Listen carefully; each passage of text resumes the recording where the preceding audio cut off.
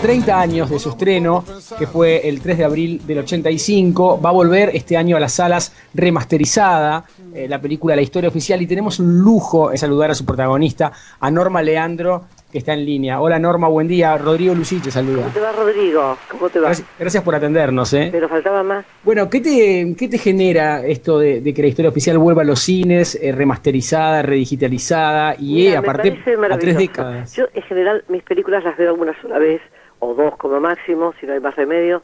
La Historia Oficial la vi mucho porque íbamos con Puenzo y con Kramer a veces, que era el otro productor, acompañándola a distintos festivales que nos llamaban y nos pedían que fuéramos, bueno, y fuimos por el mundo con ella, así que la tuve que ver muchas veces, pero dejé de verla hace bastantes años, y el otro día de pronto la estaban dando por televisión y la vi, y como puedo ser más objetiva ahora porque hace mucho que la hicimos, es una estupenda película, es una maravillosa película que no ha perdido nada con los años, en todo sentido, técnicamente, artísticamente, el libro, o sea, son de esas películas que quedarán por lo menos en el archivo argentino como un clásico. Cosa que no pasa con todas las pelis, ¿no? No pasa, de pronto veo películas incluso que pasan por el canal y que en su momento me gustaron, y ya no, me pasa, envejecieron, digamos, en cambio esta no.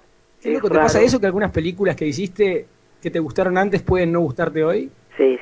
No del todo, digamos, siempre hay algo salvable porque, digamos, no es que hasta ayer era tonta y ahora no, sino que en su momento las acepté porque me entusiasmó el libro, porque me entusiasmó el director lo que me contaba, que es por el lado donde yo siempre entro en el trabajo de cine, aunque no conozca al director, pero si el libro es bueno y el director me sabe contar lo que quiere, allá vamos. Y me ha pasado de pronto, bueno, verla terminada y me equivoqué.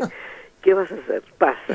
Y si pensamos en la época de esa Historia Oficial hace 30 años, más allá del contexto histórico del país, digo, ¿qué fotos te quedan como quien revisa instantáneas o revisa fotos en una caja, en un álbum de aquella época, de la filmación, del momento de su estreno, del rodaje de la película en sí misma? Mira, yo me acuerdo de la mañana del día del estreno acá, estábamos muy nerviosos con mi marido, creo que todo el mundo estaba muy nervioso, porque todavía no estaba un gobierno asentado, democrático, entonces teníamos temor. Y el día del estreno empezó, y lo vimos en el diario a la mañana, el juicio a la Junta Militar, el mismo día del estreno. Y bueno, era toda una situación bastante rara para los ciudadanos, que algunos me decían, lo que leo en el diario no puede ser, y lo veo en cine, o sea que era verdad, o sea que había gente que no creía todavía que era cierto, otra gente que no quiso verlo, pero la gente que realmente no percibió lo que estaba pasando, era muy choqueante verlo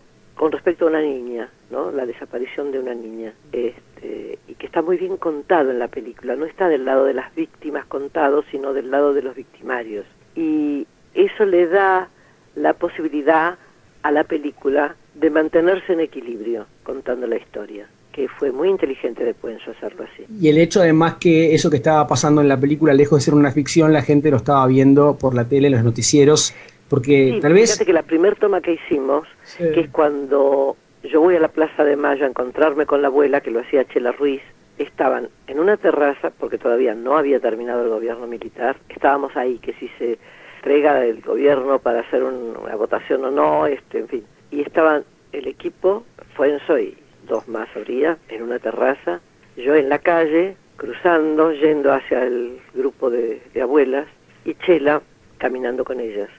O sea, las abuelas y las madres no sabían que estábamos filmando. Chela se comportaba como una de ellas, con su pañuelo, yo me acerqué, empecé mirando el grupo, y lo que se ve en la película es exactamente como estaba en la realidad. Carros de asalto, policía, rodeadas, las mujeres, tanto las madres como las abuelas, por policía y por militares. Así como se ve en la película, estaba porque fue tomada, digamos, en secreto desde una terraza. Bueno, mucho de la película fue filmado así, ¿no, Sí. Norma? Muchas escenas fueron filmadas. El final de nuestra filmación, no el final de la película, pero el final de nuestra filmación, que nos quedaban por lo menos 20 días, un mes de filmación por hacer, amenazaron a la mamá y a la nena de la película cuando volvían a la casa.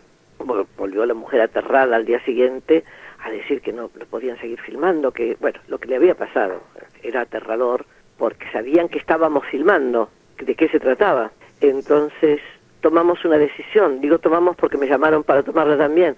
Puenzo y Piñeiro, que en ese momento no era director todavía, era nuestro jefe de producción, que la diéramos por terminada a la prensa, como que ya la habíamos terminado. Ah, eso se dijo, ¿no? Claro. Sí, para ahorrar un poco el pánico que teníamos de que nos pudiera pasar algo a cada uno mientras íbamos y veníamos a la filmación. Sí. Íbamos todos los días por el mismo camino, al mismo lugar, que era en la casa de Puenzo, en Vicente López. Así que no fue nada agradable la filmación, salvo cuando internamente ya nos juntábamos para trabajar, era como que dejábamos el afuera, y podíamos con mucha calidez trabajar, que así es como trabaja Puenzo. Es muy riguroso en todo, en lo técnico y lo artístico, pero es muy cálido en su trato. Y estábamos tocando un tema que a todos nos tocaba el corazón. Así que fue tan distinto eso al estreno, que también pensábamos que no íbamos a llegar a estrenar nunca. Le daban largas a Puenzo para darle fecha de estreno en los cines. Y después de eso, todos los premios que tuvimos, que tienen un valor agregado de premios. Siempre obtener un premio es hermoso para uno. El que te diga que está cansado de recibir premios, no. Por ahí después los olvidás, pero en el momento es muy agradable que reconozcan tu trabajo. Y eso nos pasó tanto, bueno, en Latinoamérica, en casi todos los países nos dieron premios, tanto a él como a mí, en Cartagena, por darte uno, Cuba, y en Estados Unidos, el Golden Globe antes del Oscar, en Canadá nos dieron un premio muy importante del cine canadiense, porque además lo dan los espectadores. Es de los pocos lugares que todavía conserva esa costumbre. Nosotros la tuvimos hace muchísimos años, que había un premio de los espectadores. Y después, bueno, en Italia me dieron el Donatello, en España. Bueno, eso fue la contracara de lo que había sido el clima para filmar esa película. Claro, las dos caras del proceso, ¿no? de la película, el antes y el después del estreno con los premios. Y después de los premios, a vos particularmente se te abrieron muchas puertas de trabajo en el exterior, inclusive llegaste a filmar en Estados Unidos. Y tuve que tomarlas, y realmente para mí fue toda una experiencia y un experimento trabajar en inglés. Hice 6 películas allí, todas buenas, en general son buenas películas las que hice, muy bien dirigidas, muy bien los otros actores, o sea, realmente con muy buen cine. Pero hubiera querido estar aquí, pero tampoco tenía trabajo en esa época, cuando Alfonsín tomó el poder, que fue maravilloso empezar nuevamente una era democrática. Había todavía listas negras y gente que no trabajaba. A mí únicamente me llamó Alejandro Doria, que me conocía de toda la vida, y me dijo, yo quiero que hagas esta película. Entonces dejé de hacer una en Estados Unidos porque iba y venía, hacía por lo menos una al año allá, y pude filmar 100 veces Navego, que es una excelente comedia. Divina comedia. Pero elegiste también después, más allá de la continuidad que luego volvió por suerte al trabajo en Argentina, también vos dijiste, bueno, hasta acá es lo que hice afuera, fue una experiencia, podrías haber hecho más, tuvo que ver con una elección tuya. No mails porque, bueno, cuando yo dejé en el 99 no era tan así, sino que mandaban por teléfono, ¿no? Llamaban al Maipo porque no tenían mi dirección. Gente que me invitaba a trabajar en películas. Yo ya había decidido que no porque quería empezar a montar teatro acá y hacer temporadas en Buenos Aires y quedarme definitivamente agarrada a un sillón acá, en Buenos Aires. ¿Y la señorita de Tacna Teatro vino instantáneamente después o estoy confundiendo fechas? Cuando yo volví del exilio. Ah, eso fue antes, claro. Yo volví del exilio cuando todavía estaba el gobierno militar, a pesar de tener una pena de muerte encima, que me la habían dado cuando me pusieron la bomba de explosivos en casa, después llamaron por teléfono y nos hicieron anotar a la persona que atendió que si no me iba en 24 horas me mataban.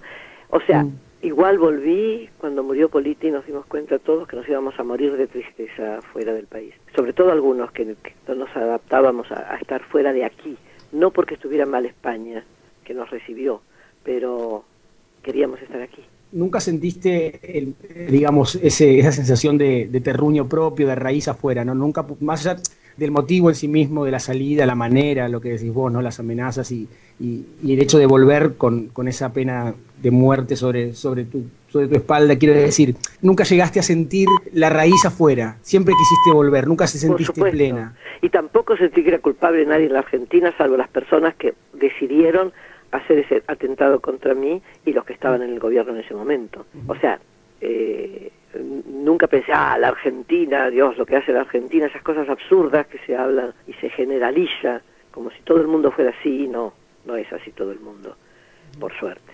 Y si pensamos vos hablabas de la vigencia de la película que se va a reestrenar ahora en esta versión 30 años después, digitalmente, remasterizada y demás, pero en la vigencia de la historia, de lo que contaba y lo que tiene que ver con lo intrínseco de la historia. Sí. Digo, hoy vivimos en un país mucho más libre, 30 años de democracia es mucho para lo que es este país, sí. Pero todavía seguramente con déficit de temas.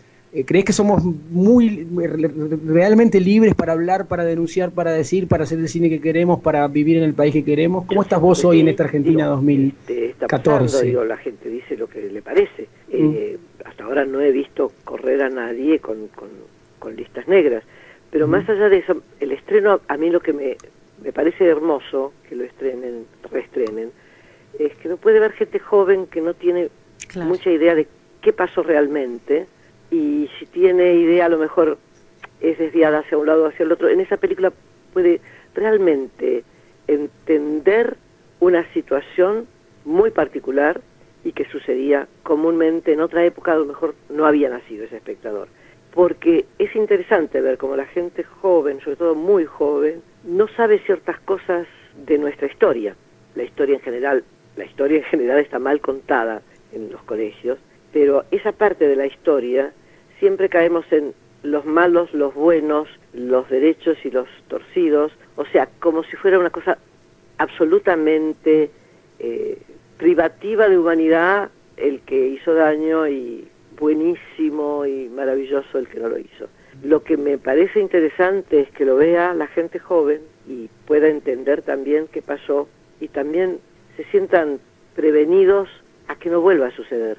Muchas gracias por esta charla con nosotros en la radio. Faltaba más.